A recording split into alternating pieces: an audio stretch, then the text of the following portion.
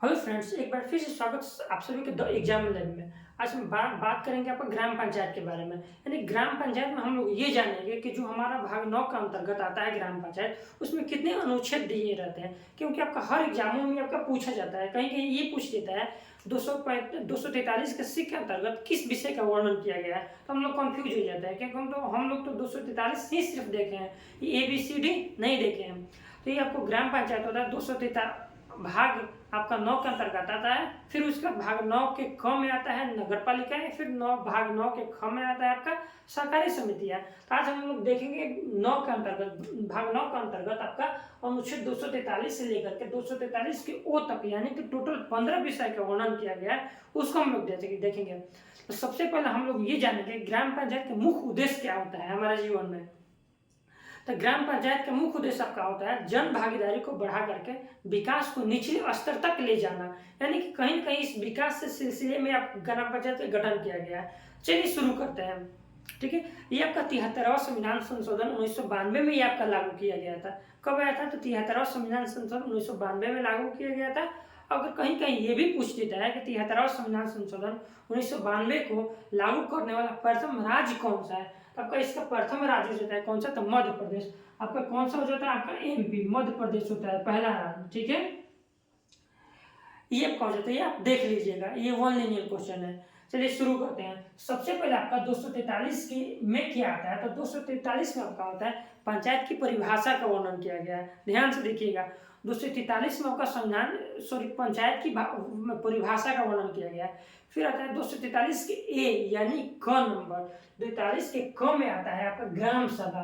क्या आता है आपका? ग्राम सभा। ठीक, उसके बाद 243 के बी आता है। 243 के बी में आता है पंचायत का गठन। 5-5 करके हम लोग देखेंगे।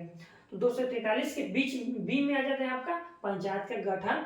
फिर 243 के सी में आ जाता है पंचायत की संरचना। याद करिएगा, सी के अंतर्गत क्या आ जाता है? संरचना। फिर डी आता है, 243 के डी में आ जाता है सीटों का आरक्षण। यानी कि आरक्षण कहने का मतलब जो महिलाएं और अनुसूचित जाति और जनजाति को जो हमारा आरक्षण पंचायत में दिया जाता है, वो 243 के डी के अंतर्गत ही वो आरक्षण आपका महिलाएं और अनुसूचित जाति और जनजाति, यानी कि महिलाएं और SC एंड ST को आरक्षण दिया जाता है। तो आपका 243 में होता है इसका परिभाषा का वर्णन किया गया है। ए में आ जाता है ग्राम सभा, बी में आ जाता है इसका गठन, सी में आपका संरचना और डी में आ जाता है क्या? तो आरक्षण, यानी कि महिला और अनुसूचित जाति और जनजाति का आरक्षण। फिर आता है ई, 243 के ई में आता है इसका अवधि, यानी कि इसका कार्यकाल, पंचायत का कार्यकाल कितने दिनों का होगा। ठीक है, ये क्या आ जाता है आपका? कार्यकाल। उसके बाद 243 की में कार्यकाल। फिर आता है एफ में आ जाता है सदस्यों की योग्यता, यानी कि कितने वर्ष की आयु में आपका पंचायत के सदस्य आप बन सकते हैं। उसका जी में आ जाता है पंचायतों की शक्तियां, अधिकार और जिम्मेदारियां, कि पंचायतों को कौन कौन सी जिम्मेदारियां दिया जाएगा, कौन कौन सी जिम्मेदारियां नहीं दिया जाएगा। और उनके जो 29 कार्यों का जो विषय रहता है कि 29 का पंचायत में 29 कार्यों का विषय दिया गया है। ठीक है, वो आपका अनुच्छेद 243 के जी में आता है। फिर आता है 243 के एच में आ जाता है टैक्स लगाने का अधिकार, यानी कि ये लोग जो इनके सदस्य होंगे ये किन किन विषय पर टैक्स लगाएंगे, वो आपका 243 के एच में आ जाता है। ठीक, फिर उसके बाद 243 के आई आता है। आई में आ जाता है वित्त आयोग का गठन, यानी कि पंचायत से संबंधित भी आपका एक वित्त आयोग का गठन, कितना खर्च किया जाएगा, कितना रखा जाएगा, वो आपका वित्त आयोग का गठन। फिर 243 के जे में आ जाता है। जे में पंचायतों का लेखा परीक्षण, यानी कि उनका क्या मकसद है, क्या क्या काम करना है। फिर 243 के में आ जाता है चुनाव, यानी कि पंचायतों का चुनाव किस प्रकार किया जाएगा।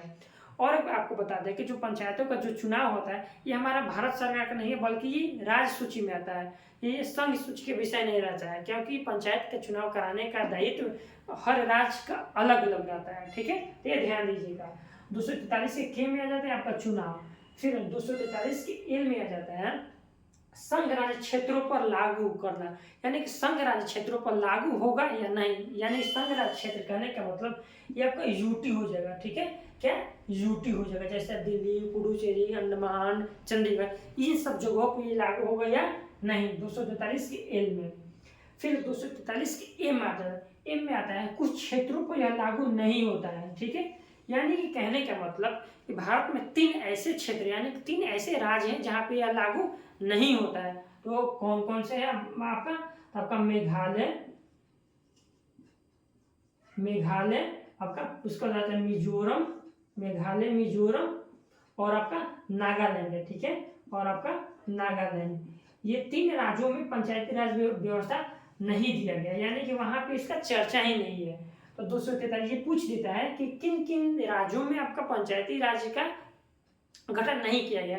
तो आपका मेघालय, मिजोरम और नागालैंड आप बोल सकते हैं। फिर 243 के इन में आ जाता है मौजूदा कानून और ग्राम पंचायतों जारी रखना, यानी कैसा भी आपका कानून हो, राज्य में कैसा भी कानून आ जाए, लेकिन ग्राम पंचायत आपका चालू ही रहेगा। ये आपका 243 के एन के अंतर्गत आएगा।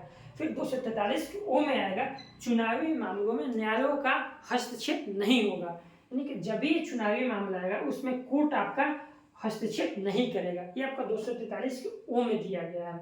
आपका टोटल 15 हो जाएगा। अगर आप क ख ग भी कभी कभी ये भी दे देगा ABCD ना दे करके क ख ग घ अंग ऐसे ऐसे दे देता है। तो एक बार देख लेते हैं। आपका 243 में इसका परिभाषा दिया गया है, बी में आपका इस ग्राम सभा है, और उसके बाद सॉरी ए में ग्राम सभा है, बी में गठन है, सी में संरचना है और डी में आरक्षण का यानी महिलाओं और अनुसूचित जाति और जनजाति।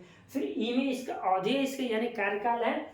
फिर एफ में इसके सदस्यों की योग्यता है। जी में आ जाता है पंचायत को शक्ति, जिम्मेदारी है या 29 कार्यों का विषय। ये आपका पूछ रहे 29 कार्यों का विषय किस में है? तो 243 के जी में है।